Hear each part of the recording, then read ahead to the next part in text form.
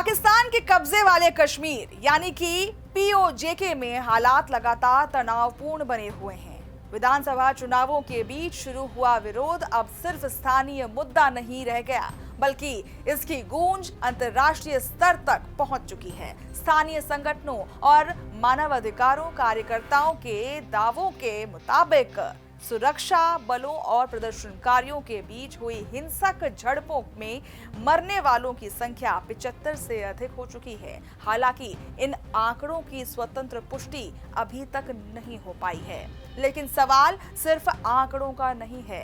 सवाल उन लोगों का है जो सड़कों पर हैं, जो महंगाई, बिजली की बढ़ती कीमतों और बुनियादी सुविधाओं की कमी और अपने राजनीतिक अधिकारों की मांग कर रहे हैं। जॉइंट अवामी एक्शन कमेटी यानी कि JAAC के बैनर तले हजारों लोग प्रदर्शन कर रहे हैं। संगठन का आरोप है कि उनका आंदोलन शांतिपूर्ण था, लेकिन सुरक्षा बलों ने गोलीबारी की, जिसमें कई प्रदर्शनकारियों की जान चली गई। वहीं दूसरी ओर प्रशासन और पुलिस का दावा है कि प्रदर्शनकारी हथियारों से लैस थे और उन्होंने पहले सुरक्षा बलों पर हमला किया, जिसके बाद जवाबी कार्रवाई करनी पड़ी।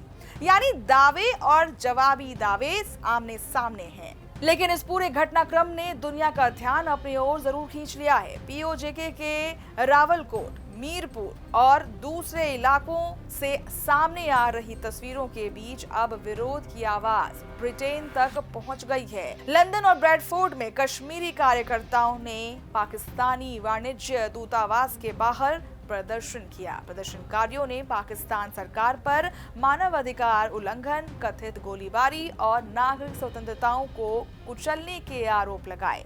उनके हाथों में तख्तियां थीं, नारों में गुस्सा था और मांग सिर्फ एक निष्पक्ष जांच। संयुक्त राष्ट्र मानवाधिकार तंत्र ने भी मौतों और इंटरनेट प्रतिबंधों की खबरों पर चिंता जताई और निष्पक्ष जांच की जरूरत पर जोर दिया गया।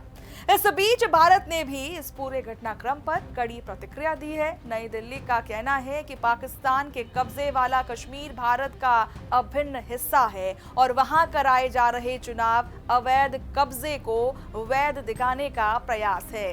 भारत ने पाकिस्तान पर मानवाधिकारों के दमन पर लोकतांत्रिक अधिकारों को दबाने का आरोप लगाया है, लेकिन राजनीतिक कूटनीति और आरोपों के इस शोर के बीच सबसे बड़ा सवाल अब भी वही है कि क्या पीओजेके के लोगों की आवाज सुनी जाएगी? क्या उन परिवारों को जवाब मिलेगा जिन्होंने अपने परिजनों को खोया है? और क्या दुनिया सिर्फ बयान जारी करेगी या फिर सच सामने लाने के लिए कोई ठोस कदम भी उठाएगी? क्योंकि हर संघर्ष के पीछे सिर्फ आंकड़े नहीं होते हैं, कुछ अधूरे घर होते हैं, कुछ इंतजार करती आंखें होती हैं और कुछ ऐसे सवाल होते हैं जिनका जवाब गलियों से नहीं, इंसाफ से दिया जाता है। पीओजेके में हालात पर पूरी दुनिया की नजर बनी हुई है। मौतों और हिंसा को लेकर के अलग अलग दावे जारी हैं, लेकिन जब तक निष्पक्ष जांच नहीं होती,